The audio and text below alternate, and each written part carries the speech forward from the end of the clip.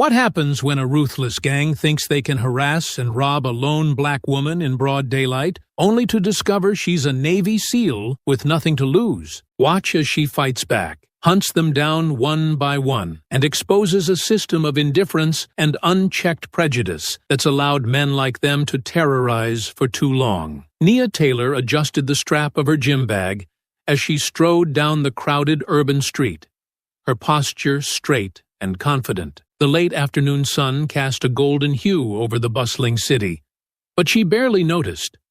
The rhythmic tap of her sneakers on the pavement and the weight of her bag were grounding, remnants of the intense workout she had just completed. Her life as a Navy SEAL had trained her to see everything and react to nothing, unless it mattered. That discipline now carried her through civilian life, where most threats were far less direct but no less irritating. She carried herself with an air of quiet authority, her sharp eyes briefly scanning her surroundings before focusing on the path ahead. Across the street, Greg Thompson leaned against a graffitied wall, laughing loudly with his friends, Paul and Ryan. The three of them stood out, their voices brash and grating. Greg's gaze landed on Nia as she passed, his laughter pausing for a brief moment. "Yo, check her out," he said, elbowing Paul. "Now that's something worth looking at." Paul grinned, his eyes following Greg's. "Yeah, walking around here like she's too good for the rest of us." Ryan snickered nervously, his gaze darting between Nia and Greg. "Bet she's one of those high-class types. Thinks she's untouchable." Nia didn't break stride, her gaze fixed ahead. The sharp, mocking tone in their voices didn't faze her. It was background noise she had learned to tune out long ago. "She's not even gonna look over here," Greg said, his smirk widening as he stepped off the wall. "Maybe we should teach her some manners." Nia caught the shift in his posture out of the corner of her eye, but kept moving. Her body language didn't betray a flicker of hesitation, but her mind was already tracking their positions, their voices, and the subtle rise in their aggression. "Hey, sweetheart," Greg called out, his voice louder now. "You in a hurry? We're just trying to be friendly." Nia kept her pace steady, her eyes narrowing slightly. Their taunts continued to rise behind her, echoing off the surrounding buildings, but she showed no sign of reacting. "Aw, come on," Paul jeered. "You don't even have the decency to say hello? That's just rude." Behind her, their laughter grew, and she knew this wasn't going to end with them staying where they were. Greg, Paul, and Ryan trailed behind Nia now, their voices carrying down the busy street. Their jeers blended with the background noise of honking cars and chattering pedestrians, but Nia's sharp ears caught every word. "Hey, don't be shy," Greg called, his tone mockingly sweet. "We're just trying to have a conversation. Isn't that what polite people do?" "She's got her nose in the air like she's royalty or something," Paul added, his voice dripping with condescension. "You think you're too good for us, huh?" Ryan chimed in, his voice lighter, but no less irritating. "Bet she's one of those types, all stuck up and acting like she's better than everyone." Nia's pace remained steady, her body language calm. She wasn't about to let their words pull her into a reaction, but their voices grew louder, their footsteps quicker, as they closed the distance. Greg moved closer, just enough to make his presence unavoidable. "You're not even gonna say thank you? We're giving you all this attention. Most people would kill for that." Nia's expression didn't change, but she subtly shifted her stance, distributing her weight evenly. "I didn't ask for it," she said, her tone quiet but cutting. Greg's grin widened, a dangerous glint in his eye. "Oh, she's got some fire," he said, gesturing to his friends. "Look at that. Finally got her to talk." "Come on, sweetheart," Paul said, stepping in closer from the side. "No need to be rude.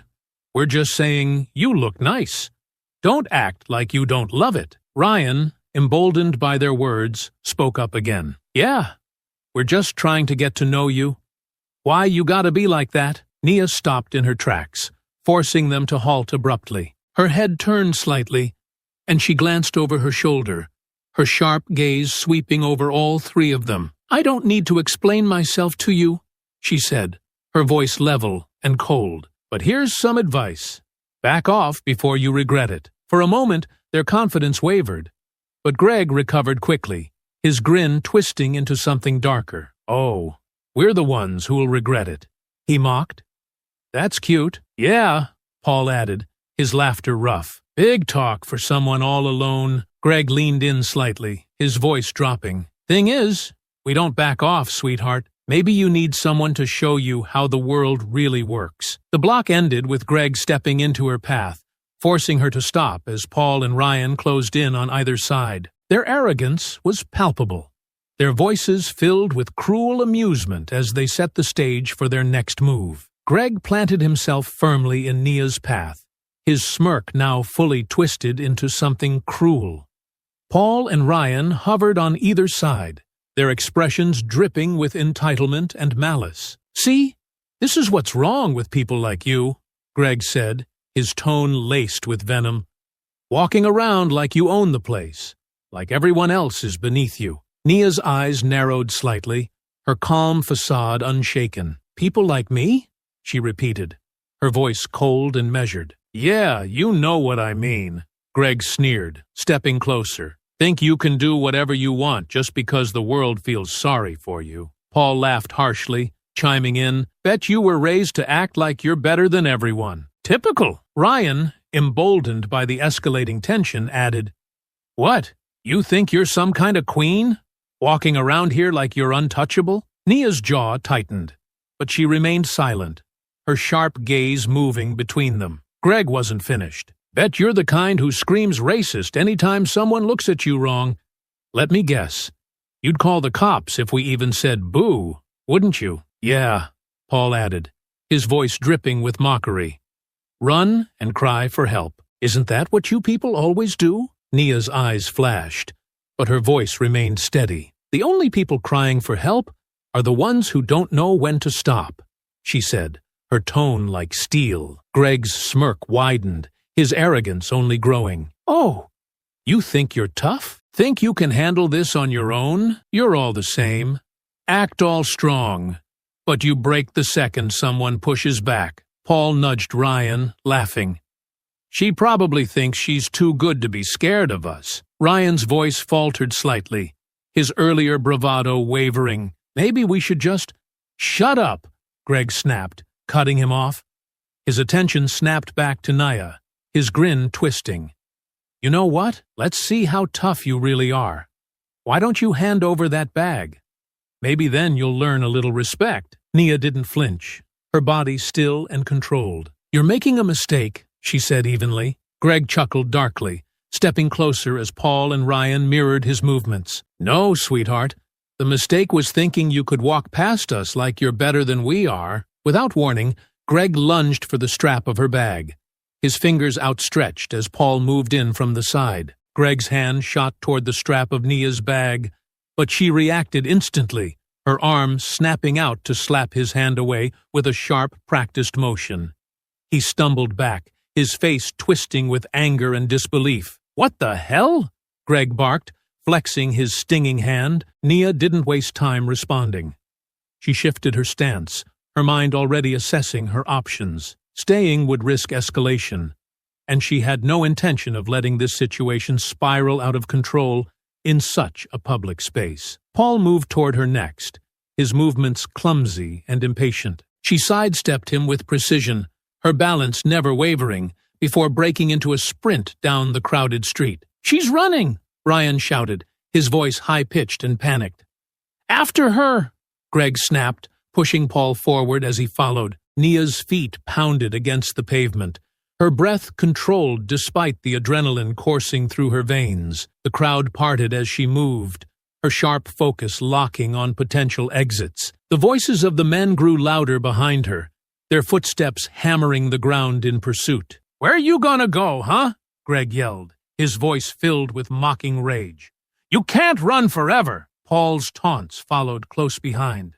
"Come on, lady. Stop making this worse for yourself." Nia turned sharply down a side alley, using the narrow space to her advantage. The walls seemed to close in, forcing her pursuers into a single-file line. She pushed forward, her seal instincts kicking in as she scanned her surroundings for a plan. "She's fast!" Ryan wheezed, falling behind slightly. "She's cornered," Greg snarled. "She just doesn't know it yet." Ahead, a chain-link fence blocked the alley. Nia's eyes flicked to it briefly before she adjusted course, veering into another smaller alley. This one was a dead end, walled off by crumbling brick, and surrounded by dumpsters and debris. Nia stopped, turning to face the way she had come. Her breath remained steady, her sharp eyes scanning the alley's entrance as Greg appeared first, his grin wide and triumphant. "Nowhere left to run, sweetheart," he said, stepping forward, his voice low and menacing. Paul followed closely, his expression smug. "Guess all that running didn't do you any good, huh?" Ryan lingered at the back, his grin less certain but still present. "Told you we'd get her." Nia stood tall, her posture steady, her eyes locked on Greg. "You boys don't know what you've just walked into," she said evenly, her voice calm but chilling. Greg laughed harshly, his bravado undimmed. "We walked into you being done. You've got nothing now." Paul cracked his knuckles, inching closer. Time to teach her some respect. Nia shifted her stance slightly, her muscles coiled, ready for what was coming. The tension in the air was electric as the men closed in, their arrogance blinding them to the calm power radiating from her. Greg made the first move, lunging at Nia with his hands outstretched, aiming to grab her. She sidestepped smoothly, her movements quick and deliberate, causing him to stumble forward. As he turned to face her, her knee shot up, driving into his side with precision. He grunted in pain, staggering back a step, but his face twisted into a mask of determination. "You've got some nerve," he spat, clutching his ribs as he regained his footing. Paul wasted no time, stepping in with wide, clumsy swings of his fists. Nia ducked the first punch and stepped inside his reach, delivering a sharp elbow strike to his ribs. He gasped, doubling over, but before she could press the advantage, Greg surged forward again, his shoulders slamming into her from behind. The impact pushed her forward a step, and she braced herself, twisting to break free of his hold. As Greg's arm reached for her, she drove her elbow back into his jaw, forcing him to stumble to the side. Paul recovered quickly, his movements fueled by frustration. He came at her again, throwing another wild punch. This time, his fist grazed her cheek, but she moved with the blow, minimizing the impact. Nia retaliated with a quick jab to his midsection, following it up with a kick to his shin that forced him to retreat. Ryan hovered on the edge of the scuffle, his movements hesitant. His eyes darted between Greg and Paul, as if unsure whether to join the fray. "What are you waiting for?" Greg barked, steadying himself against the wall. "Get in there!" Spurred on by the command, Ryan stepped forward, his nervous energy driving him into a clumsy rush. Nia turned to meet him, her hand shooting out to intercept his arm mid-swing. She twisted sharply, forcing him to cry out in pain as she bent his wrist at an awkward angle. With a quick motion, she kicked at his knee, sending him sprawling to the ground.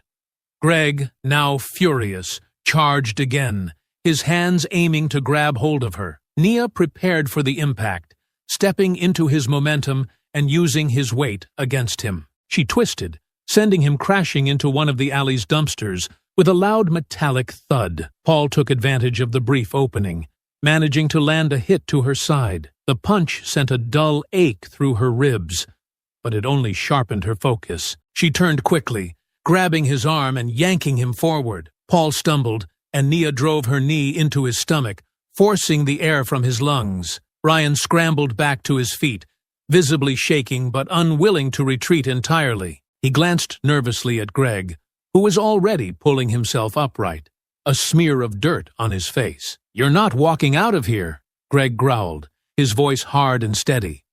He wiped his face with his sleeve and squared his shoulders, his determination unwavering. Paul, clutching his side, nodded grimly. "She can't take all three of us at once." Greg motioned to both of them, his eyes locked on Nia. Together this time. Nia's breathing remained steady, her eyes sharp as she assessed the men. They were battered but still dangerous, their arrogance blinding them to how outmatched they truly were. As they began to close in again, circling her like wolves, She shifted her stance, her muscles coiling in preparation. Greg charged first, his movements wild and uncoordinated. Nia stood her ground, waiting until the last second before stepping to the side and sweeping her leg out. Greg's momentum carried him forward, and he crashed to the ground, his hands slapping the pavement as he scrambled to recover. Paul came next, swinging his fists in rapid but aimless strikes. Nia ducked under one punch and sidestepped another,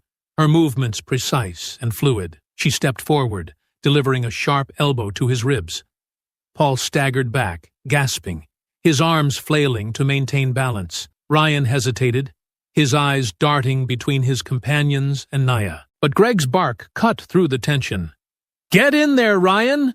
Now!" Ryan moved forward reluctantly, his motions clumsy and half-hearted. Nia deflected his attempt to grab her arm and countered with a sharp kick to the back of his knee. Ryan cried out as he collapsed, clutching his leg as he hit the ground.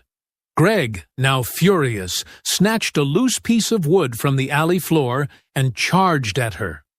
Nia's sharp eyes caught the weapon in his hand, and she stepped back, letting him overcommit to the swing. As the wood arced through the air, she darted forward, grabbing it mid-swing and yanking it from his grasp. With a quick motion, she tossed it aside, leaving Greg momentarily stunned. "You think this is funny?" Greg growled, his face twisting with rage. Nia's response was swift and silent. She drove her knee into his stomach, forcing the air from his lungs and sending him crumpling to the ground. Paul, emboldened by desperation, tried one last charge. Nia sidestepped his wild swing and struck him in the back of the knee, sending him sprawling onto the pavement next to Greg. Ryan scrambled to his feet, his face pale. "This isn't worth it, Greg! Let's just go!" Greg groaned as he pushed himself up onto one knee, his face red with anger and humiliation. "Fine!" he spat. "Let's get out of here." Paul nodded weakly, following Ryan's lead as they stumbled toward the alley's exit. Greg lingered for a moment, his eyes locking with Nia's. "You're gonna regret this," he growled before limping after the others. Nia watched them retreat, her breathing controlled as she stood tall. But as the adrenaline coursing through her veins began to settle, a new resolve took hold. Letting them walk away felt wrong. These weren't the kind of men who would reflect or learn. They were the kind who would find another victim. Her jaw tightened as she adjusted the strap of her gym bag. "Not this time," she muttered under her breath. Without hesitation, Nia broke into a sprint, her sharp gaze locking on the trio as they disappeared into the crowd. The hunt wasn't over. Not yet. Her footsteps were swift and deliberate, weaving through the throng of pedestrians who instinctively stepped aside as she approached. Up ahead, Greg, Paul, and Ryan moved in a disorganized rush, their earlier confidence replaced with a frantic urgency. They pushed through the crowd, drawing annoyed glances and muttered complaints from bystanders. "She's still coming!" Ryan shouted, glancing over his shoulder. His face was pale, his breath ragged. "Keep moving!" Greg barked, his tone sharp with irritation. "Don't look back." But Ryan couldn't help himself.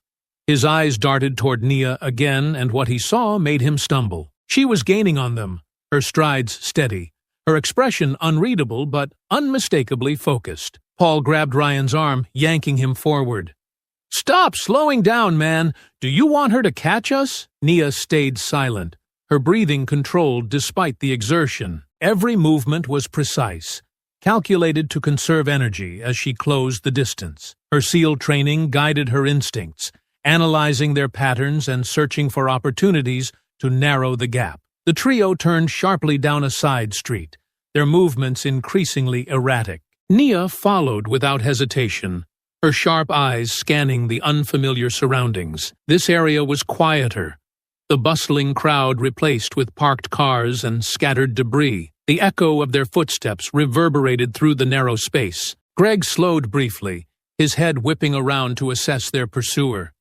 His jaw tightened when he saw her still behind them, relentless as ever. "She's not stopping," he muttered, his frustration mounting. "Let's split up," Paul suggested, his voice frantic. "She can't follow all of us." Greg shot him a glare. "No, we stick together. She's just one person." Ryan, trailing slightly behind, groaned. "She's one person who just took us all down." Greg ignored him, leading them into a narrower alley, its walls lined with dumpsters and old graffiti. He gestured for them to keep moving, his steps more deliberate now as he scanned for a potential escape route. Nia paused briefly at the entrance of the alley, assessing the terrain. Her lips pressed into a thin line. They were cornering themselves without even realizing it. As she moved forward, her sharp voice cut through the air. "You're only making this worse for yourselves. Stop running, and face me now." Her words echoed in the narrow space, sending a ripple of unease through the group. Ryan faltered, his pace slowing. "Don't listen to her," Greg snapped, his voice tight. "Keep moving!" Nia picked up speed, her footsteps growing louder as she closed the gap. They were running out of places to go, and she wasn't letting them slip away this time. The narrow alley opened into a cluttered back lot, its uneven pavement littered with broken pallets and discarded crates. Greg led the way, his movements more frantic now as he searched for an exit. Paul and Ryan followed closely, their breaths ragged from the relentless chase. "She's too close," Ryan panted, his voice cracking with panic. "We need to split up." "I said no," Greg snapped, his tone sharp. "We stick together. She's not catching us. She's already beaten us once," Ryan muttered under his breath, though he didn't dare say it loud enough for Greg to hear. Behind them, Nia slowed her pace as she entered the lot. Her sharp eyes took in the surroundings, the uneven ground, the scattered debris, and the trio's stumbling movements ahead. She wasn't rushing. Her every step was calculated, her focus locked on their faltering retreat. Greg spotted a break in the fence at the far end of the lot. "There! Go!" he shouted, pushing Paul forward. Ryan trailed farther behind, his steps faltering as exhaustion overtook him. His foot caught on a loose board, and he went down hard, his knees hitting the pavement with a loud thud. "Get up!" Paul yelled, his voice tinged with panic. "I can't," Ryan gasped, struggling to push himself upright. "I'm done." Greg glanced back, his face twisting in frustration. "Fine. Stay here if you're useless." Paul hesitated, his gaze flicking between Ryan and Greg. "We can't just leave him." "We don't have time for this," Greg snapped, grabbing Paul's arm and yanking him toward the fence. Ryan looked up as the two disappeared through the gap, his chest heaving as panic set in. His gaze turned toward Nia, who was now just a few steps away, her movements steady and deliberate. "Stay back!" he shouted weakly, scrambling to his feet. His legs wobbled, and his arms lifted shakily into a defensive stance. Nia stopped just out of reach, her expression cold and unflinching. She could see the fear in his eyes, the way his trembling hands betrayed his bravado. "Don't do this," she said evenly. "You're not going to win." Ryan's breath came in short gasps, his fists tightening feebly. "You don't scare me," he bluffed, though his voice lacked conviction. Nia stepped closer, her movements calm and precise. "I'm giving you a chance to stop before you get hurt again," she said, her tone unwavering. "Take it." Ryan hesitated for a moment, his arms dropping slightly as doubt crept in, but with a sudden, desperate burst, he swung at her. Nia moved effortlessly, sidestepping his attack and grabbing his wrist. With one fluid motion, she twisted his arm behind his back, forcing him to the ground. Ryan let out a yelp of pain, his resistance collapsing under her strength. Pinned to the pavement, he groaned, his voice shaking. Okay. Stop. I give up." Nia kept him restrained, her grip firm as she leaned down. "You didn't need to fight," she said quietly, her voice like ice. "But you made your choice." Ryan didn't respond, his face pressed against the cold pavement as he gasped for air. Nia scanned the lot briefly before reaching for her phone. With Ryan pinned firmly to the ground, Nia reached for her phone, her movements calm and deliberate. Her voice was steady as she spoke to the dispatcher. "This is Nia Taylor. I have a suspect detained at a back lot near 5th and Carter Street. He's involved in an attempted robbery and assault. Send officers immediately." Ryan groaned beneath her, his voice muffled against the pavement. "You don't have to do this," he muttered weakly. Nia ignored him, her sharp gaze scanning the area. She spotted an old metal railing nearby, its rusted surface still solid enough to serve her purpose. Keeping one hand firmly on Ryan, she pulled a length of paracord from her gym bag, a habit ingrained from years of training. Ryan struggled weakly as she hauled him toward the railing. "What are you doing?" he whined, his voice tinged with panic. "Making sure you stay put," Nia replied curtly. She secured his wrists behind his back with a practiced efficiency, tying him to the railing. Ryan squirmed, testing the bindings, but his efforts were futile. "Come on," he pleaded, his voice cracking. "I already gave up. Just let me go." Nia crouched in front of him, her expression icy. "You don't get to dictate how this ends.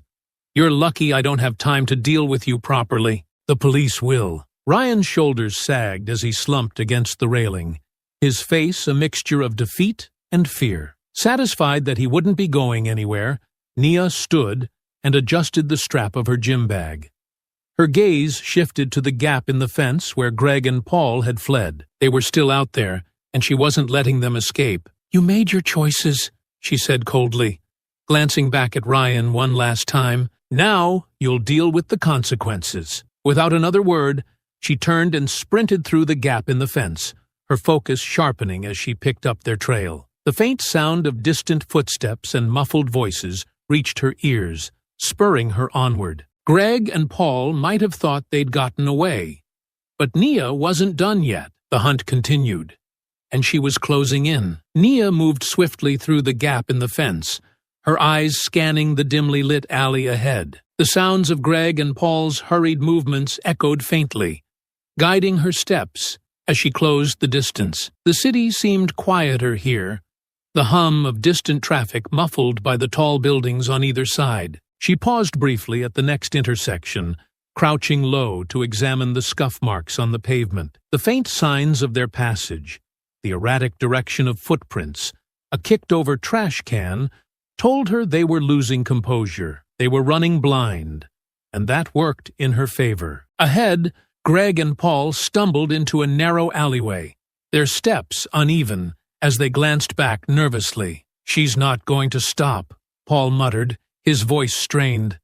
"I told you we should have split up." Greg shot him a glare, his breathing labored, but his anger unshaken. "You think that would have helped? She's playing games with us. We stick together and we'll figure something out." Paul hesitated, his face pale with fear. "You don't get it, Greg. She's not normal. She's—" "Enough!" Greg snapped, grabbing Paul's arm. "Just keep moving. We'll lose her." Behind them, Nia stepped lightly over the uneven ground, her movements silent and calculated. She had closed the gap significantly, her sharp eyes catching glimpses of their shadows as they turned another corner. "Running won't help," she called out, her voice cutting through the narrow space like a blade. Greg froze momentarily at the sound of her voice, his grip on Paul tightening. He turned toward the source, his face twisting in frustration. "You want to scare us? It's not working!" Paul pulled at his arm. "Let's go! We can't just stand here!" But Nia was already moving, closing in with deliberate speed. Greg cursed under his breath and shoved Paul forward.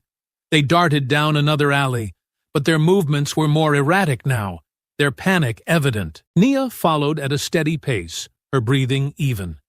She could hear them just ahead, their frantic steps punctuated by Greg's angry commands and Paul's shaky protests. The narrow alley opened into a small courtyard surrounded by tall brick walls. Greg stopped abruptly, his eyes darting around for an escape route. "We can climb," he muttered, gesturing to a rusted fire escape on the far wall. Paul hesitated, his hands trembling as he glanced at the ladder. I don't think I can make it." "You don't have a choice," Greg snapped, grabbing him by the arm and dragging him toward the wall. Nia stepped into the courtyard just as Greg placed a foot on the ladder. Her presence froze them in place, her expression calm but unyielding. "This is over," she said evenly, her voice carrying an air of finality. Greg's face twisted with anger as he released the ladder and turned to face her. Paul took a step back, his wide eyes darting between Greg and Nia. Nia's sharp gaze locked on Greg and Paul as they froze,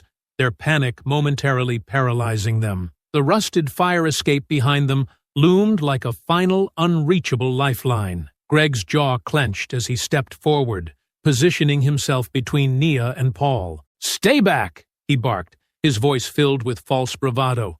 "You think you're tough? You're nothing." Nia didn't respond. Her measured steps brought her closer, her calm demeanor rattling them more than any words could. Paul's breathing quickened, his fear evident as he shuffled backward. "Greg, we need to go!" he hissed, tugging at his friend's sleeve. "Then go!" Greg snapped, his eyes flicking between Nia and the courtyard's exits. "You're slowing me down anyway." Paul's face twisted with shock. "You're just gonna leave me?" Before Greg could reply, Nia surged forward, her movements a blur of precision and speed. She targeted Paul, her calculated instincts recognizing him as the weaker link. With a well-timed leap, she tackled him to the ground, her weight driving the air from his lungs. Paul let out a choked gasp, flailing beneath her grip. "Get her off me!" he shouted, his voice breaking with desperation. Greg's face paled as he took a step back, his resolve crumbling. His hands balled into fists, but his feet betrayed him, inching toward the alley's exit. "You're on your own," he muttered, his voice shaky. "What?" Paul screeched, his struggles intensifying as he turned toward Greg. "Don't leave me!" But Greg had already bolted, his footsteps pounding against the pavement as he disappeared into the shadows. Nia didn't spare him a second glance. Her focus remained on Paul, who writhed beneath her, his movements growing more frantic. "You're not getting away," she said coldly, her voice steady as she tightened her grip. Paul swung weakly, his fists barely connecting. "Let me go!" he shouted, his voice laced with panic. Nia intercepted his next swing, twisting his arm behind his back and forcing him to the ground. Paul let out a cry of pain, his resistance faltering as she pinned him. "Stop struggling," Nia commanded, her tone leaving no room for argument. "It's over," Paul groaned, his cheek pressed against the cold pavement. "You're crazy," he muttered weakly, his voice muffled. "You'll be thinking about that when the police get here," Nia replied curtly, adjusting her hold to ensure he couldn't move. The sound of Greg's retreat faded into the distance, leaving the courtyard silent except for Paul's ragged breathing. Nia straightened slightly, her grip still firm, her mind already turning to the next step. Greg might have escaped, but he wasn't gone for good, not if she could help it. Nia pulled out her phone, her free hand keeping Paul firmly pinned to the ground. Her breath was steady despite the exertion, but fatigue was beginning to creep into her muscles. The chase, the fights. She had pushed herself to the limit. She dialed quickly, her voice calm but sharp when the dispatcher answered. "This is Nia Taylor. I've detained another suspect involved in an attempted robbery and assault. I'm at a small courtyard off 8th and Marshall. Send officers now." Paul groaned beneath her, his cheek pressed against the pavement. "You think this is going to change anything?" he muttered, his voice filled with resentment. "You're just wasting your time." Nia glanced down at him, her expression cold. "You're lucky I don't have the energy to deal with you the way you deserve." Paul laughed bitterly, his tone mocking. "Oh, big talk. What are you, some wannabe hero? You think you're better than me? I don't think," Nia replied curtly. "I know." Paul's face twisted with anger as he struggled weakly beneath her. "You're nothing," he spat, his voice venomous. "You're just some stuck-up woman who thinks she's tough. But guess what? Nobody cares. You think those cops will do anything? They won't. They'll pat you on the back and let Greg walk." Nia's jaw tightened, but she didn't respond immediately. Instead, she adjusted her grip on his arm, ensuring he couldn't wriggle free. "You don't know when to quit, do you?" she said finally, her tone like ice. "You talk big for someone lying face down in the dirt," Paul sneered, his voice dripping with disdain. "You got lucky, that's all. Greg's the smart one. He's gone, and you'll never find him. People like you don't win.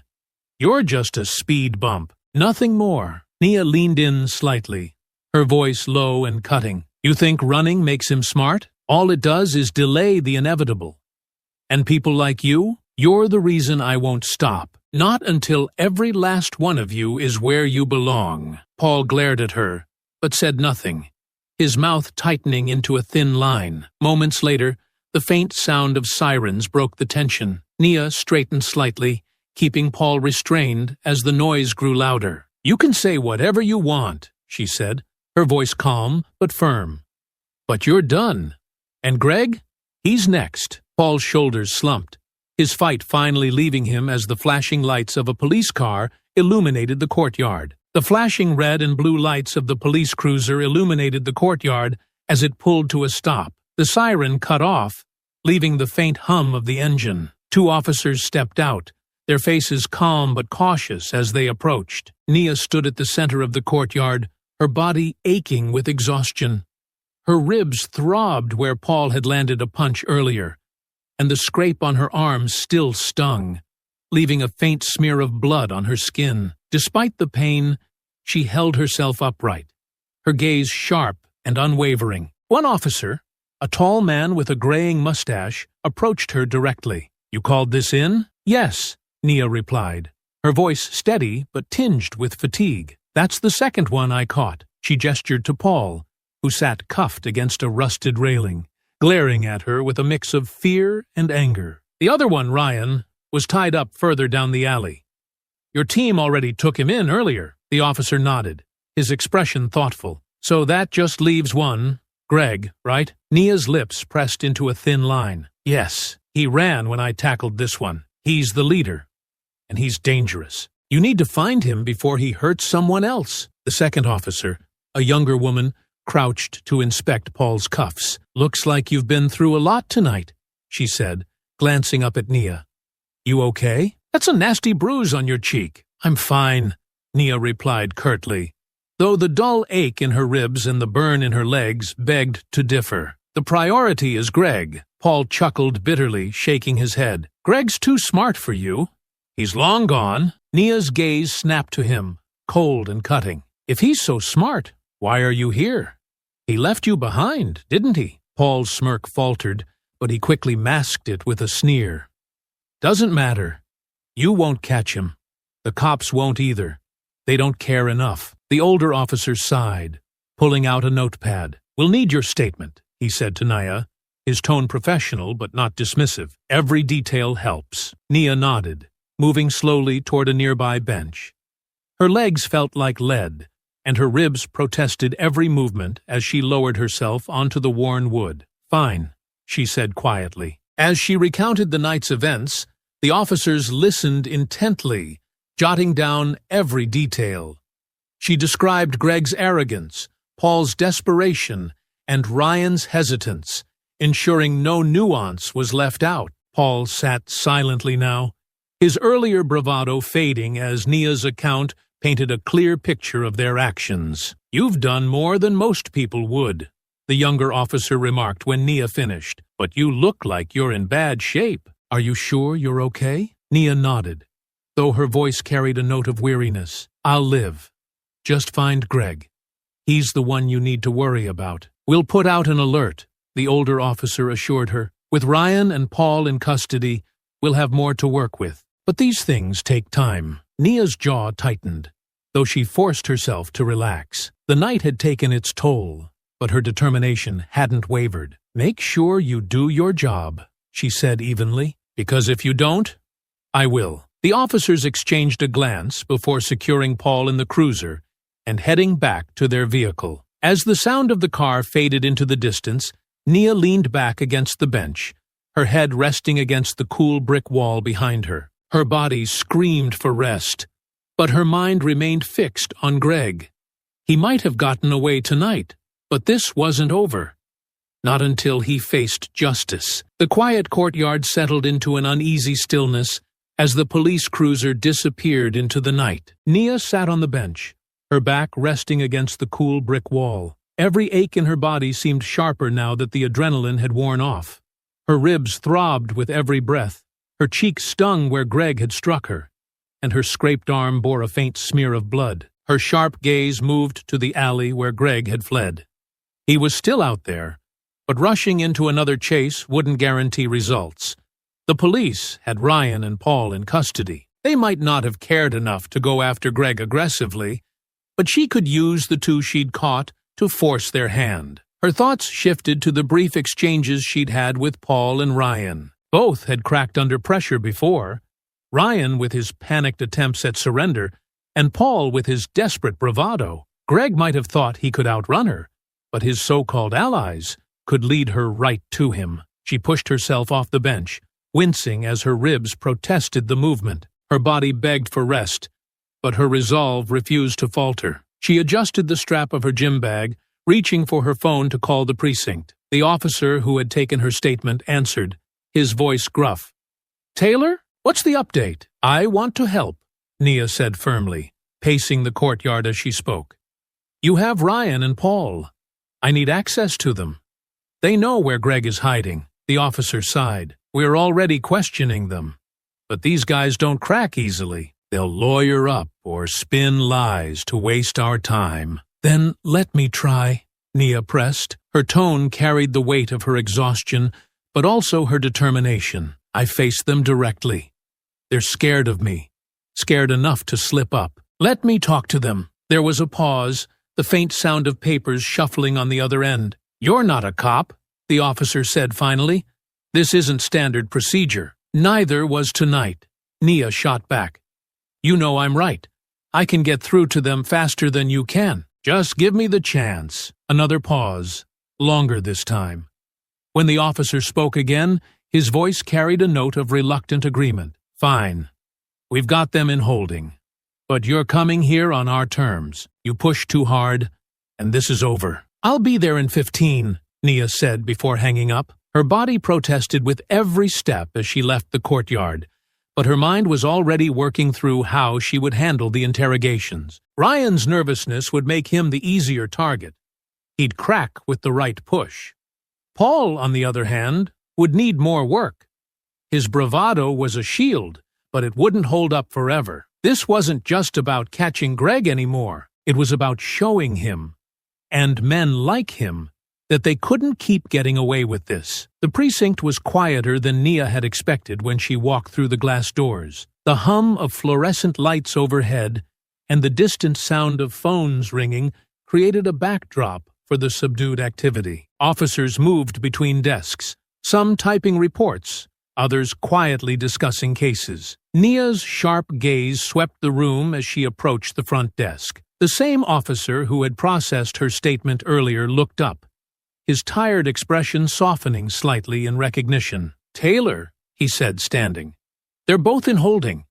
You sure about this?" "Positive," Nia replied firmly. She adjusted the strap of her gym bag, the ache in her ribs a constant reminder of the night's events. "Let's get this done." The officer nodded, motioning for her to follow him. He led her through a series of hallways, their sterile walls lined with bulletin boards and faded posters. They stopped outside a holding room, where a one-way window offered a view of Ryan sitting at a table, his hands fidgeting nervously. "This one's already cracking," the officer said quietly, gesturing to Ryan. "He's scared out of his mind." Nia nodded, her expression unreadable. "I'll start with him." The officer opened the door, and Nia stepped inside, her presence immediately drawing Ryan's attention. His wide eyes darted toward her, his face pale. "You," he said, his voice shaking. "What are you doing here?" Nia didn't answer right away.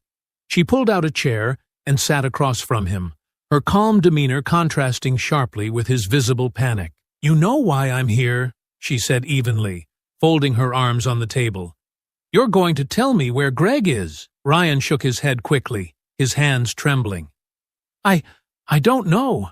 I swear, I don't know." Nia leaned forward slightly, her voice steady but firm. "You've already lied to me once tonight, Ryan. Don't make it worse for yourself.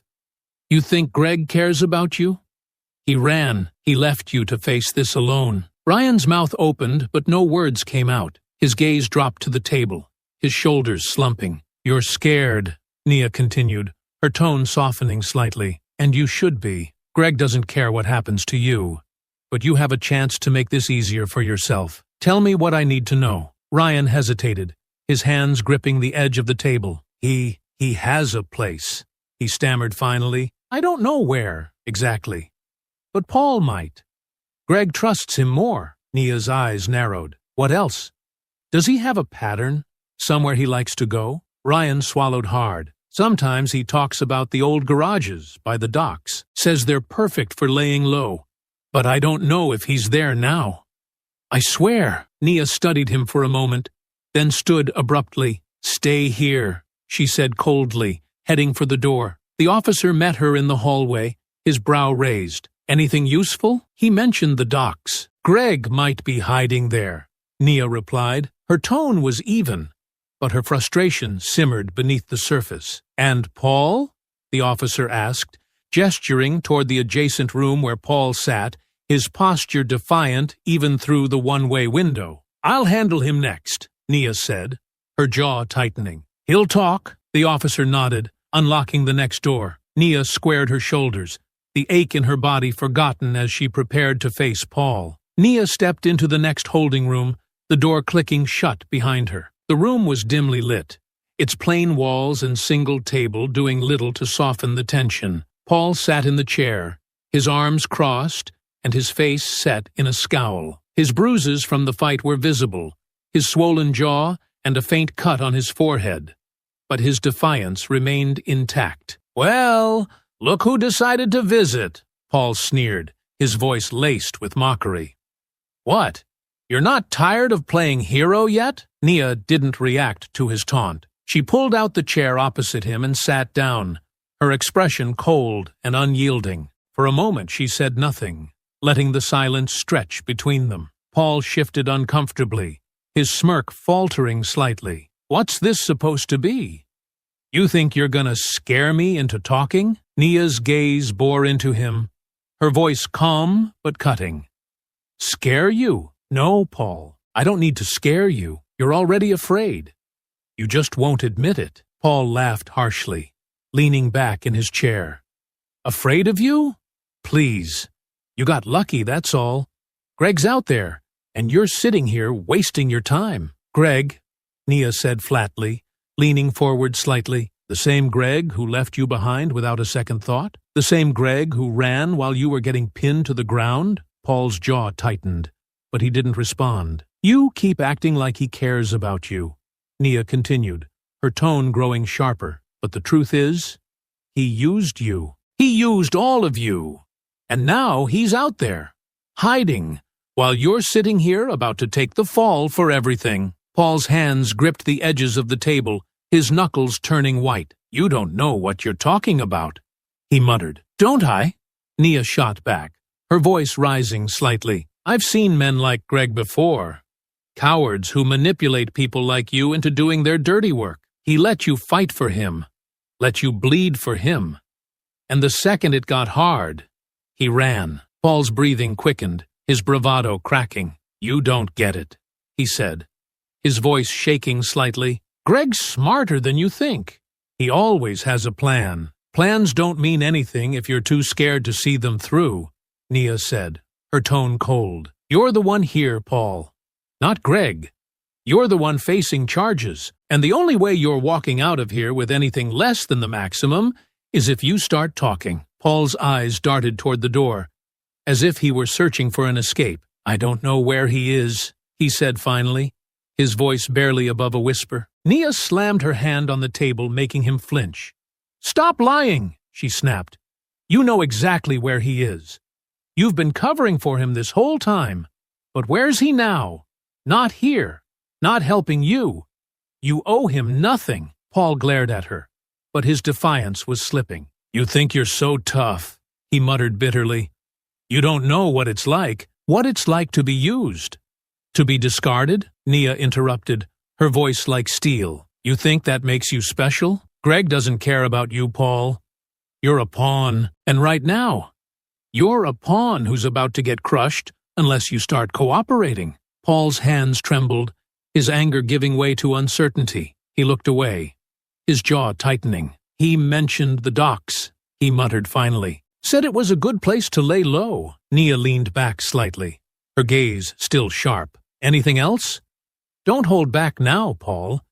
This is your chance to prove you're more than just a follower. Paul hesitated, then sighed heavily. There's a garage near the East End. He talked about it before. Said no one goes there anymore.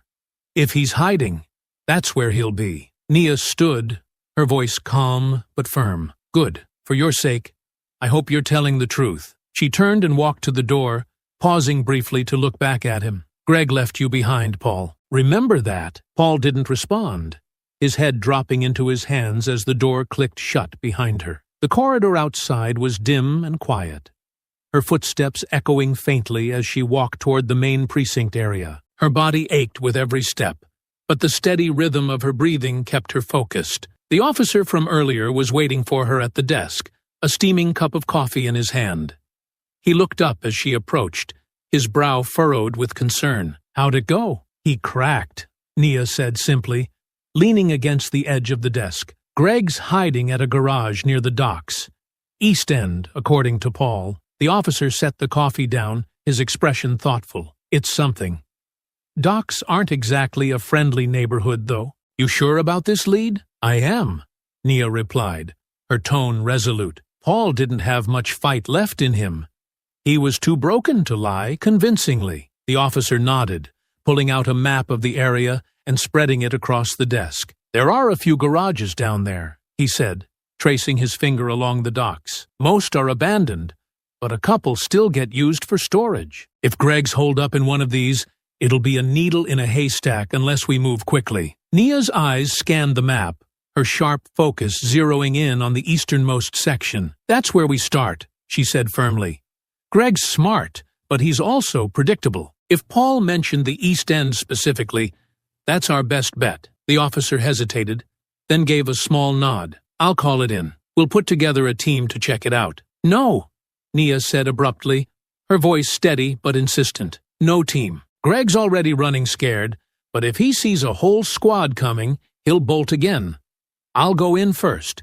You back me up once I have him cornered. The officer frowned, his expression skeptical. You've already done more than enough tonight. You're bruised, battered. You really think you're up for this? I don't think, Nia replied, her tone unyielding. I know. Greg's the kind of person who needs to be stopped, and I'm not going to let him slip away because I took a break. The officer sighed heavily, rubbing the back of his neck. All right, he conceded reluctantly. But you're not going in completely alone. I'll have a car nearby, ready to move in when you give the signal. That's all I need, Nia said, pushing off the desk. Her movements were slower now, her body clearly feeling the toll of the night's events, but her determination remained undimmed. As the officer began radioing in support, Nia stepped away, pulling out her phone. She scrolled through her contacts and paused briefly before dialing a number. Hey, she said when the line connected. Her voice was softer now, almost reflective. I just wanted to let you know. I'm okay. It's been a long night, but I'm handling it. The voice on the other end spoke briefly, concern evident even from a distance. I will, Nia replied, nodding even though they couldn't see her. This isn't over yet, but I'm close. I'll call you when it's done. She ended the call, tucking her phone back into her pocket as the officer approached again. Backup's in place, he said. When you're ready, we'll move out. Nia nodded, her sharp gaze locking onto the map one last time. Let's finish this. The faint hum of the car engine faded as Nia stepped out onto the uneven pavement near the docks. The air was heavy with the scent of salt water and rust, and the faint creak of distant boats bobbing against their moorings added an eerie undertone to the quiet night. Shadows stretched long under the flickering streetlights, casting jagged patterns across the crumbling warehouses and abandoned garages that lined the area. Nia adjusted the strap of her gym bag, her sharp eyes scanning the surroundings. Every detail mattered now. The subtle creak of metal in the breeze, the faint scuff marks on the ground that could indicate recent activity. She crouched low, her fingers brushing against a fresh set of footprints in the dirt. They were uneven, as if someone had been running. Greg. She followed the faint trail, her steps silent against the cracked pavement. The officer's cruiser idled quietly several blocks back, out of sight, but close enough to respond if needed. Nia had insisted on going ahead alone. A heavy police presence would only spook Greg and drive him deeper into hiding. The garages near the East End loomed ahead, their faded paint and rusted shutters a testament to years of neglect. Nia slowed as she approached the first one, her senses on high alert. The faintest hint of movement caught her attention, a shadow shifting behind one of the cracked windows. Her breath slowed as she pressed herself against the wall of the garage, peering inside through the broken pane. The interior was dimly lit, but she could make out stacks of boxes and scattered tools. In the corner, a figure paced back and forth, his movements sharp and agitated. Greg. Nia's jaw tightened as she watched him. He was muttering to himself, his gestures erratic. A heavy wrench lay on the workbench nearby, its metallic glint catching the faint light. She didn't need to hear his words to know he was panicking, trying to figure out his next move. Carefully, she stepped away from the window, moving toward the side entrance. The door was slightly ajar, and she crouched beside it, listening for any other signs of life inside. There was no sound beyond Greg's pacing. He was alone. Her phone buzzed faintly in her pocket. She pulled it out and saw a message from the officer. "We're in position. Signal when you're ready." Nia typed a quick reply. "Target confirmed.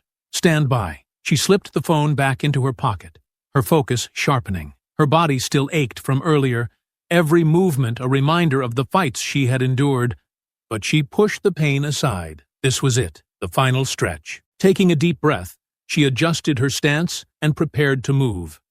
The cool night air clung to Nia's skin as she crouched beside the slightly ajar door. Every muscle in her body was taut with anticipation, her sharp gaze locked on the faint light spilling from the cracked garage door. Inside, Greg's pacing continued, his muttered curses occasionally audible over the creak of rusted hinges and the distant echo of waves lapping at the docks. Nia pressed her back against the wall, her breathing slow and deliberate. She adjusted her stance, leaning closer to the door to get a clearer sense of Greg's position. His movements were erratic, the rhythm of his steps broken by occasional pauses as he muttered to himself. "You think you're smart," Greg said suddenly, his voice low but tinged with anger. "Catching those idiots doesn't mean a thing. You'll never get me." Nia's jaw tightened. His arrogance hadn't faded, but she could hear the edge of desperation in his tone. He was trying to convince himself as much as he was muttering into the empty space. Carefully, Nia pushed the door open a fraction wider, her movements silent. The faint creak of the hinges made her pause, but Greg didn't seem to notice. He was too absorbed in his own thoughts, pacing near a stack of crates in the center of the room. The interior of the garage was cluttered. Old tools, broken machinery, and stacks of forgotten parts littered the floor. A single flickering bulb hung from the ceiling, casting long, uneven shadows that danced with Greg's movements. The wrench on the workbench caught her attention again, its placement too deliberate. He'd kept it within reach, a fallback weapon if he needed it. Nia slipped through the door, her movements slow and deliberate. Her eyes flicked to every corner of the room, ensuring there were no surprises waiting. The air inside was heavy, carrying the faint scent of oil and mildew. Greg froze suddenly, his back to her, his head snapping up as if he'd sensed something. "Who's there?" he barked, his voice sharp. Nia didn't respond. She stepped closer, her steps calculated, her breathing steady. Greg spun around, his eyes widening briefly before narrowing into a glare. "You," he hissed, his tone a mixture of anger and disbelief. "You just don't know when to quit, do you?" Nia stopped a few feet away, her stance steady, her eyes locked on him. "You've been running all night," she said evenly, her voice calm but firm. "It's over, Greg." Greg's hand twitched toward the wrench, his jaw tightening. "You think you're better than me? You don't know anything about me." "I know enough," Nia replied. "I know you left your friends behind to take the fall. I know you're out of moves." Greg's glare deepened, but there was a flicker of doubt in his eyes. "I've got moves you can't even imagine," he snapped, stepping toward the workbench. His fingers brushed against the wrench, and he lifted it with a sharp motion. Nia didn't flinch, her posture remaining steady. "Another bad choice," she said coldly. "You've already lost. Don't make this worse." Greg laughed bitterly, the sound echoing in the empty space. "You think I'm afraid of you?" "No," Nia said, taking a measured step forward. "But you should be." The tension in the air crackled as they squared off, the room filled with nothing but the sound of their breathing and the faint hum of the flickering bulb. Greg's grip on the wrench tightened, and Nia shifted her weight, ready for whatever came next. Greg's grip tightened around the wrench, the veins in his hand standing out as he sized up Nia. His eyes burned with anger, but beneath the bravado, there was a flicker of unease. The garage's flickering bulb cast harsh shadows on the walls, creating an atmosphere thick with tension. "You really think you're going to walk out of here?"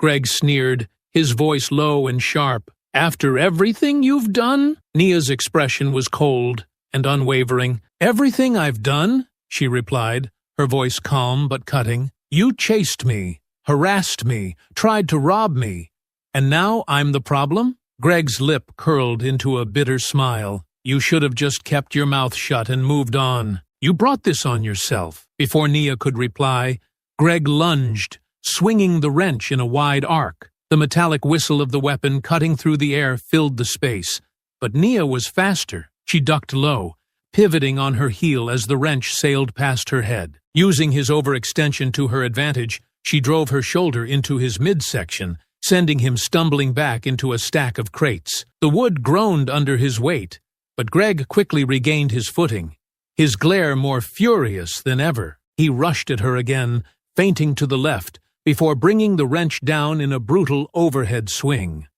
Nia sidestepped, her movements fluid, but the wrench grazed her arm, sending a sharp sting radiating up to her shoulder. "You're quick," Greg growled, swinging again, this time aiming for her ribs.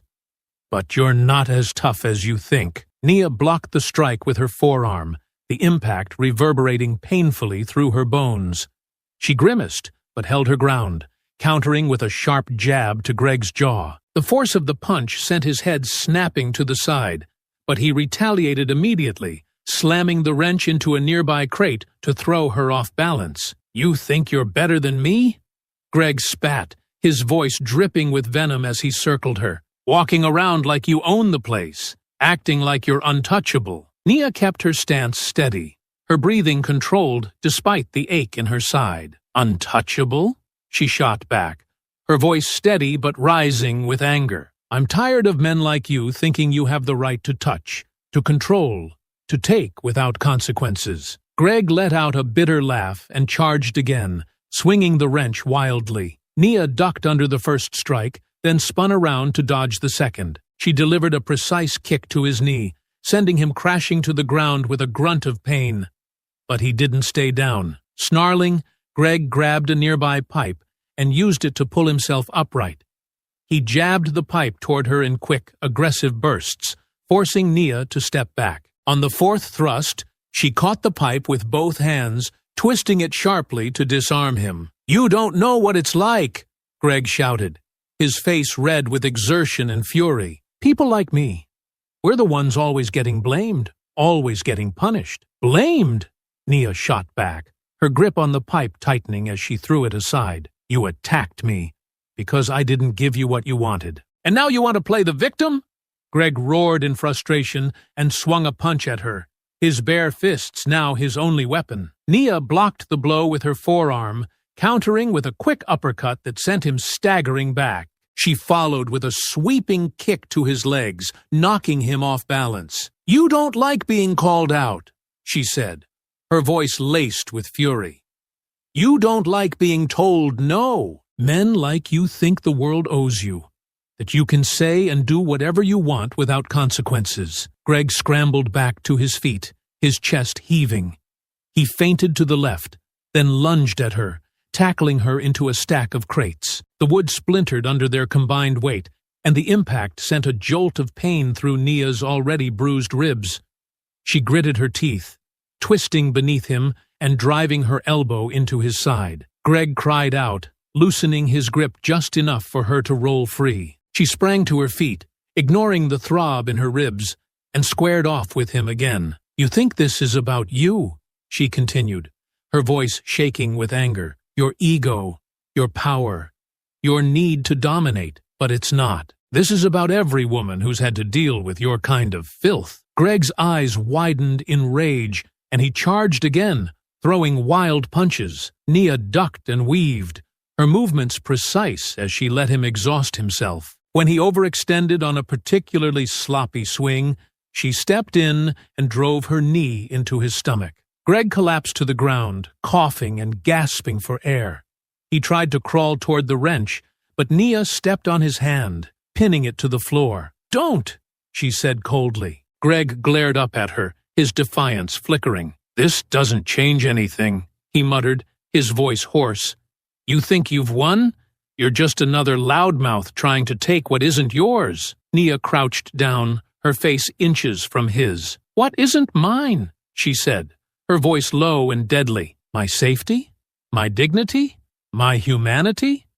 Those things were never yours to take." Greg didn't respond, his chest rising and falling as he struggled to catch his breath. Nia pulled out her phone, her fingers steady as she dialed. "This is Nia Taylor," she said, when the dispatcher answered. "I have the final suspect detained at the docks.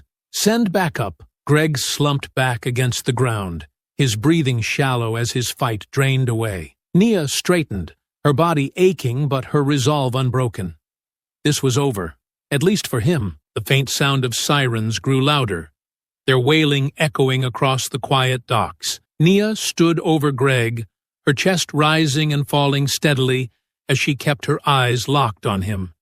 He lay sprawled on the floor, his hand clutching his side where her knee had driven the air out of him. The defiance in his eyes flickered, replaced by a growing realization that his time had run out. The flashing red and blue lights illuminated the garage as a police cruiser pulled up outside. 2 officers stepped out, their footsteps brisk and purposeful as they approached the open door. One was the older officer Nia had spoken with earlier. His sharp gaze immediately swept the scene. "Nia!" he called out, his voice calm but firm. "You okay?" Nia straightened slightly, wincing as the ache in her ribs reminded her of the night's toll. "I'm fine," she replied, her voice steady. "He's the last one." The officer nodded, stepping inside with his partner. Their boots scuffed against the concrete as they moved toward Greg, who was still slumped against the wall. He scowled as they approached, his chest heaving with labored breaths. "Stay where you are," the older officer ordered, his hand hovering near his holster. Greg glared up at them, his lip curling. "What took you so long?" he muttered bitterly. "Your hero here already had her fun." The younger officer pulled out a pair of handcuffs, her expression stoic. "You're under arrest," she said flatly, "for attempted robbery, assault, and resisting arrest. You have the right to remain silent." "Oh, spare me the speech," Greg snapped, attempting to push himself up. The older officer stepped forward, his tone firm. "Stay down." Greg froze, his jaw tightening. Nia watched as his bravado crumbled further under the weight of their presence. "Let's make this easy," the younger officer said, grabbing his arm and pulling it behind his back. The metallic click of the cuffs echoed in the garage as she secured his wrists. As Greg was hauled to his feet, he glanced back at Nia, his eyes filled with bitterness. "This isn't over," he spat. "You think you're some kind of savior? You're nothing." Nia didn't flinch, her expression unyielding. "You're right," she said evenly. "I'm not a savior. I'm just someone who didn't let you win." Greg's scowl deepened, but he didn't reply as the officers led him toward the cruiser. The older officer paused beside Nia, his gaze softening slightly. "You did good," he said quietly. "I did what I had to," Nia replied, her voice calm but tired. She adjusted the strap of her gym bag, feeling the weight of the night settling into her bones. The officer nodded. "Get some rest. We'll handle the rest from here." Nia watched as the officers loaded Greg into the back of the cruiser, his glare still burning through the window as they closed the door. The sound of the engine starting broke the silence, and the car pulled away, its lights fading into the distance. For the first time that night, Nia allowed herself a moment to exhale deeply. Her body ached. Her mind was exhausted, but there was a quiet satisfaction in knowing Greg was no longer a threat. The docks were silent again, save for the faint lapping of water against the pier. Nia turned and walked toward the empty street, her steps steady, despite the weariness that tugged at her. Tonight, she had fought endured, and won. Not just for herself, but for everyone who had been made to feel powerless. The weeks following Greg's arrest were a blur of activity, paperwork, and preparation. Nia sat at her kitchen table, a stack of documents spread out before her. The faint hum of the refrigerator filled the quiet room as she flipped through the pages, each one outlining the events of that night in painstaking detail. The prosecutor had been thorough, interviewing her multiple times to ensure they had a clear narrative. Nia appreciated the effort, but reliving the night was exhausting.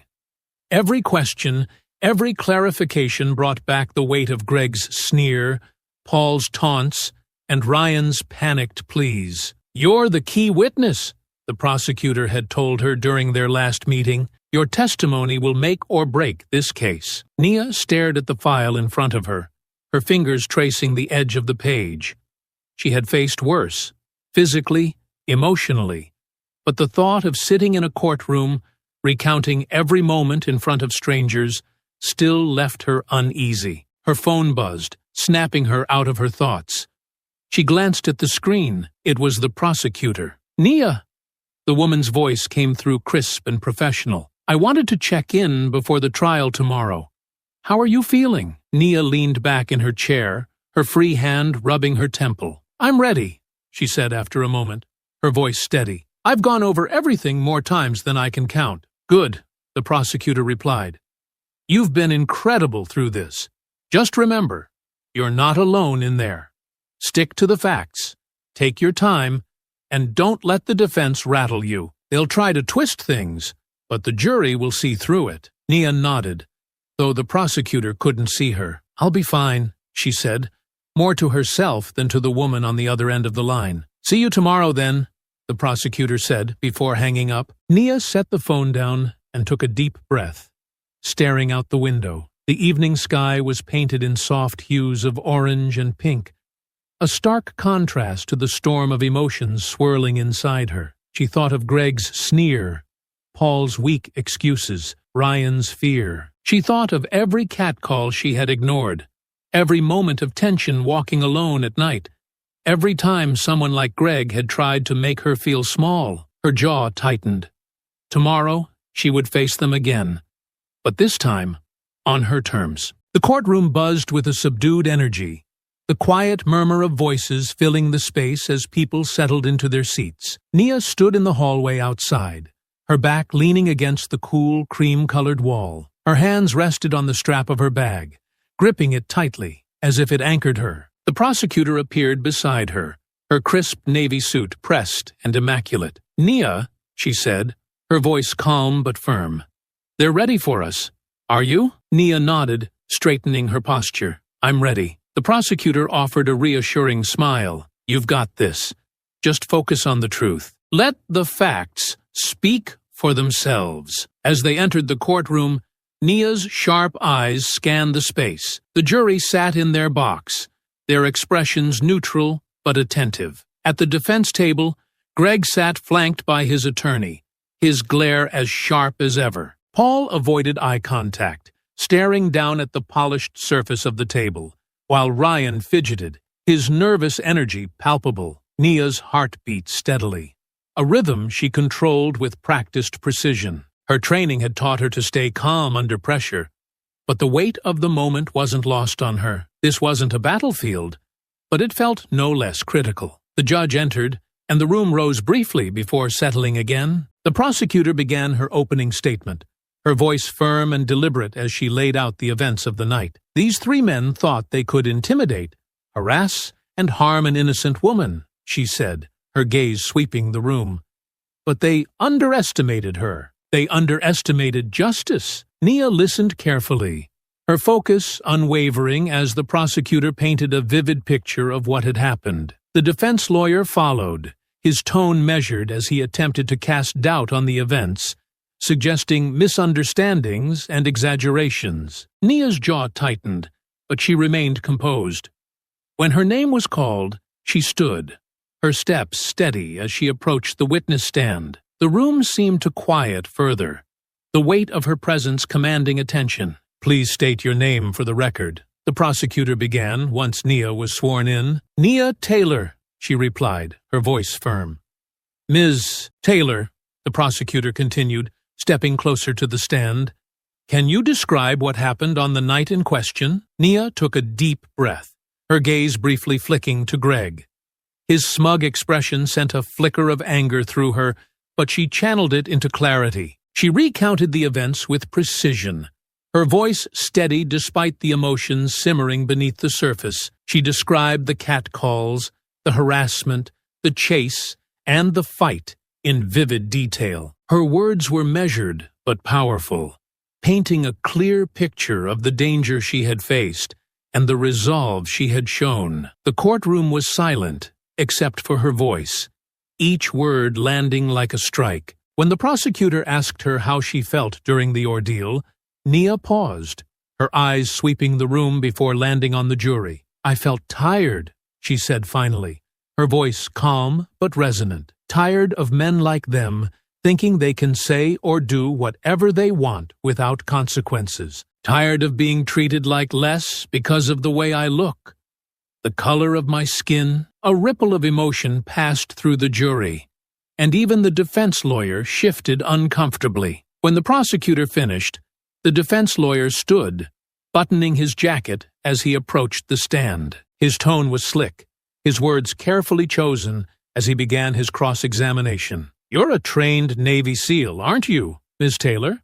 he asked, his voice almost casual. "Yes," Nia replied simply. "So, would it be fair to say you have extensive combat training?" "Yes," she said again, her tone steady. The lawyer spread his hands. "Would it also be fair to say that you could have escalated the situation? That your skills might have made the defendants feel threatened?" Nia's gaze didn't waver. "My skills kept me alive. If they felt threatened, it's because they chose to chase me, corner me, and attack me." The lawyer hesitated, his next question faltering as the jury shifted in their seats. The judge called for a brief recess, and Nia stepped down from the stand, her shoulders squared as she walked past Greg and his co-defendants. She caught his glare, but didn't acknowledge it. Her focus was ahead, on justice, on truth. The courtroom settled again as the recess ended, the quiet murmur of voices fading to a tense stillness. The defense lawyer stood, his expression calm but calculating as he prepared to deliver his closing arguments. Greg, Paul, and Ryan sat at the defense table, their body language reflecting their respective states. Greg's simmering defiance, Paul's stoic resignation, and Ryan's nervous fidgeting. The lawyer adjusted his tie before addressing the jury. "Ladies and gentlemen," he began, his voice smooth and deliberate, "this case is not as clear-cut as the prosecution would have you believe. My clients made poor decisions, yes, but we must examine the circumstances surrounding those decisions." He paced slowly, his hands gesturing with measured confidence. "The events of that night were chaotic. Emotions were high. My clients acted impulsively, without thinking, and they deeply regret their actions. But should that regret be met with the harshest penalties possible, or should we consider their humanity?" Nia's jaw tightened as she listened. The defense lawyer's words felt like an erasure of the terror she had experienced, a softening of their crimes into mere lapses in judgment. "These are not hardened criminals," the lawyer continued, gesturing toward the defendants. "They are men who made mistakes. Mistakes we've all made at some point in our lives, letting anger or frustration get the better of us." The jury's expressions were unreadable, their gazes shifting between the lawyer and the defendants. The lawyer paused, his tone softening as he addressed them directly. "I ask you to look beyond the surface and consider whether punishment or rehabilitation serves justice better in this case." He returned to his seat, offering Greg a slight nod. Greg smirked, the gesture small but infuriating. The prosecutor rose, her expression sharp and focused. "Mistakes," she began, her voice cutting through the room. "What happened that night was not a mistake. It was a choice, a deliberate series of choices made by these three men to harass, intimidate, and attack Ms. Taylor." She moved closer to the jury, her gaze sweeping over them. "Let's not forget what Ms. Taylor described. The catcalling, the chase, the physical assault, these weren't spur-of-the-moment lapses in judgment. They were calculated acts of aggression. The prosecutor pointed toward the defendants, her voice rising with conviction. These men didn't care about Ms. Taylor's humanity that night. They saw her as a target, a woman they could overpower, demean, and silence. And when she refused to submit, they escalated their violence. Greg shifted uncomfortably, his smirk fading. Ryan's hands trembled slightly, his eyes darting toward the floor. The prosecutor turned back to the jury, her tone softening but retaining its strength. Justice isn't just about punishment. It's about accountability. It's about sending a message that this kind of behavior will not be tolerated. Not today. Not ever. She returned to her seat, her gaze meeting Nia's briefly. A silent exchange of resolve passed between them before the judge addressed the jury, instructing them to deliberate. The courtroom emptied slowly, the tension hanging in the air like a storm waiting to break. Nia remained seated, her hands resting on her lap as she stared straight ahead. The weight of the trial pressed against her, but she refused to let it crush her resolve. The defendants were led away in cuffs, Greg's glare lingering on her for a moment before the door closed behind him. "You did everything you could," the prosecutor said softly as she approached Nia. Nia nodded, though her mind raced with uncertainty. "Now it's up to them," she replied, her voice steady despite the whirlwind of emotions inside her. She stood, straightened her jacket, and walked out of the courtroom into the cool afternoon air. She took a deep breath, the crisp breeze offering a moment of clarity. Whatever the jury decided, she had spoken her truth, and that was something no one could take away from her. The courtroom was packed as the jury filed back in, their faces solemn and unreadable.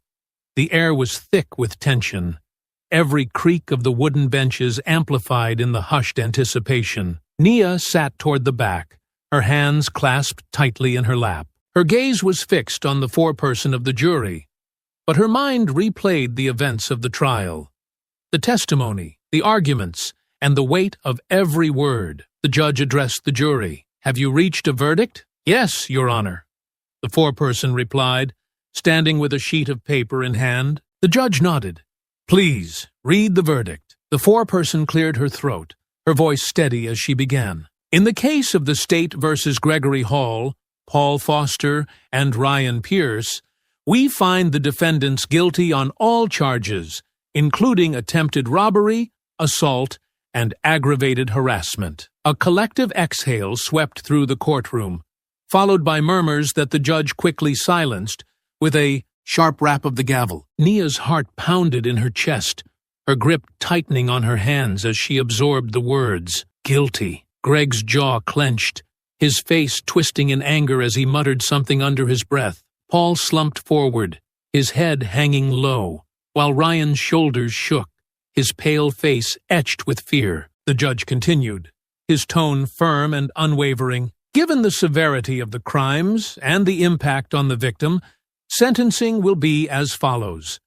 Gregory Hall, as the leader and primary instigator, you are sentenced to 15 years in state prison, with eligibility for parole after 10. Paul Foster and Ryan Pierce, as accomplices, you are each sentenced to 10 years in state prison, with eligibility for parole after 7. Nia felt a wave of relief wash over her, though it was tempered by the lingering weight of everything that had led to this moment. Justice had been served, but the scars, both visible and invisible, remained. Greg shot her a venomous glare as he was led out of the courtroom in handcuffs, his defiance still smoldering despite the verdict. Paul followed silently, his movements sluggish, while Ryan glanced back at Nia, his eyes wide with a mix of regret and fear. The prosecutor approached Nia, her expression softening. "It's done," she said quietly. "They'll face the consequences now." Nia nodded, standing slowly. "They thought they could get away with it," she said, her voice steady. "I wasn't going to let that happen." The prosecutor placed a hand on her shoulder briefly before walking away, leaving Nia to gather her thoughts. She lingered in the courtroom for a moment, the gravity of the trial settling over her. Justice had been served, But it wasn't just about her. It was about sending a message that no one was above accountability. As Nia stepped out into the cool afternoon air, a sense of quiet resolve filled her. She had stood her ground, fought for her voice to be heard, and ensured that men like Greg, Paul, and Ryan couldn't continue their cycle of harm. The fight was over, but the impact of what she had done would ripple far beyond the courtroom walls. The sun hung low in the sky as Nia walked along the waterfront, her steps steady, despite the ache that lingered in her body. The soft rustle of the wind through the trees and the distant sound of waves lapping against the docks created a sense of calm, a stark contrast to the chaos of the last few weeks. She paused at a bench overlooking the water, resting her hands on the worn wood as she gazed out at the horizon. The trial was over, the verdict delivered, and the men who had tried to harm her were now behind bars. It should have felt like an ending, but to Nia, it felt more like a beginning. Her mind drifted to the faces of the jury as they listened to her testimony, the quiet intensity in their eyes as she recounted the fear, the anger, and the resolve that had carried her through that night. She had spoken not just for herself, but for every woman, every person who had been made to feel small or powerless. Her phone buzzed in her pocket, pulling her from her thoughts. She glanced at the screen. It was a message from the prosecutor. "You were incredible today. This verdict will make a difference." Nia allowed herself a small smile, tucking the phone away. The prosecutor was right. This wasn't just about punishment. It was about drawing a line, about showing that the world wouldn't turn a blind eye to actions like Greg's. She thought back to the fight in the garage, the sharp sting of his words, and the fury that had fueled her. Men like Greg had always existed, arrogant, entitled, and dismissive of anyone they deemed weaker. But standing against them had been worth every bruise, every ache. It was a reminder that strength wasn't just physical.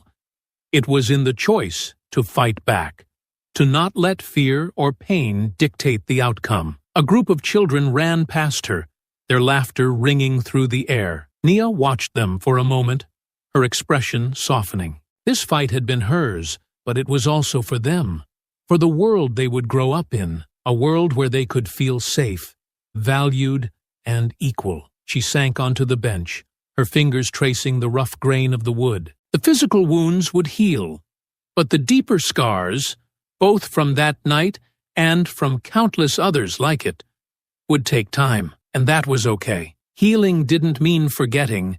It meant growing stronger, wiser, and more determined. As the sun dipped below the horizon, painting the sky in hues of orange and pink, Nia felt a quiet sense of pride. She had stood up, fought back, and refused to let injustice win. The path forward might not always be easy, but she knew now that she was capable of walking it. And for the first time in a long time, she allowed herself to feel hope, not just for herself, but for everyone who needed a reminder that they weren't alone in their fight. I hope you enjoyed that story.